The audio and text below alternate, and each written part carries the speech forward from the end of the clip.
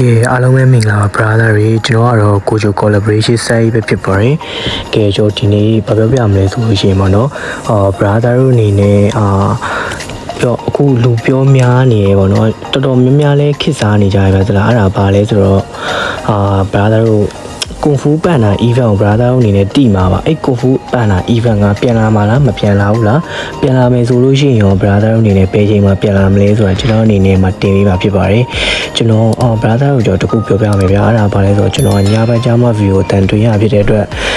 brother တို့အနေနဲ့အတန်တိုးရရှိလို့ရှိရင်တော့တိကျမကြည့်ပေးဖို့ပြောချင်ပါတယ်ကျွန်တော်လည်းအတက်နိုင်ဆုံးတော့အကြိတ်ကြိတ်ပြောဖို့တော့ကြိုးစားနေပါတယ်ပေါ့နော် okay အဲ့ဆိုလို့ရှိရင်တော့ brother တို့အနေနဲ့ view လေးမစတင်ခင်မှာကွန်ဖူပန်နာ event ဘယ်လောက်လာလဲဆိုတာစကင်တွေဘယ်လောက်လာလဲဆိုတာကျွန်တော်တို့တွားကြည့်မှာဖြစ်ပါတယ်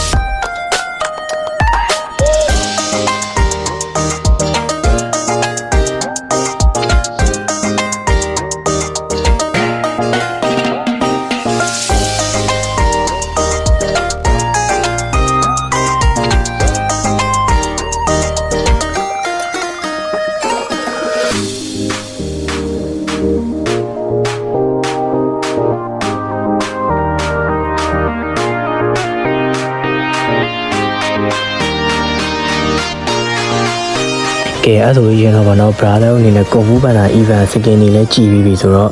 brother ကိုကျွန်တော်ပြောပြပါမယ်ကွန်ဖူပန်နာ event ရဲ့ပတ်1တော့ဗောနော်သူကစကင်ပထမအဆုံးထွက်ခဲ့တာလွန်ခဲ့တဲ့3နှစ်လောက်ရတယ်တိလားပြန်လာမယ်ဆိုပြီးတော့ဂျားထဲမှာလည်းတည်နေကြားရတယ်ဒါပေမဲ့လုံးဝပြန်မလာခဲ့ပါဘူးเนาะ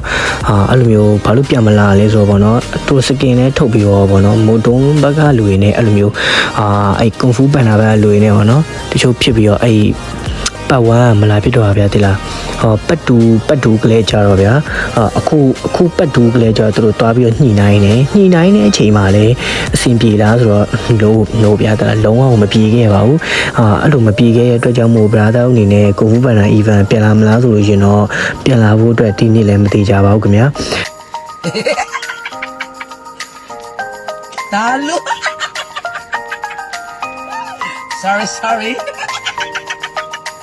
brother အနေနဲ့အကယ်၍ဒီနေ့ပြန်လာပြီးမယ်ဆိုလို့ရှိရင်တော့ကျွန်တော် video လေးထပ်တင်ပေးပါမယ်သူ့ရဲ့ပုံစံအနေထားဘာညာစမကလောက်ကြည့်ချင်တဲ့တော့ဒီလိုပုံစံတိုင်းပြန်လာမှာဖြစ်ပြီးတော့ပထမဦးဆုံး fat တန်းတော့မှာပဲစကင်နေပြီးတော့ဖြစ်ပါတယ်ကျေးဇူးပါပေးခဲ့တယောက်ချင်းစီကိုကျေးဇူးထူးတင်ရှိပါတယ်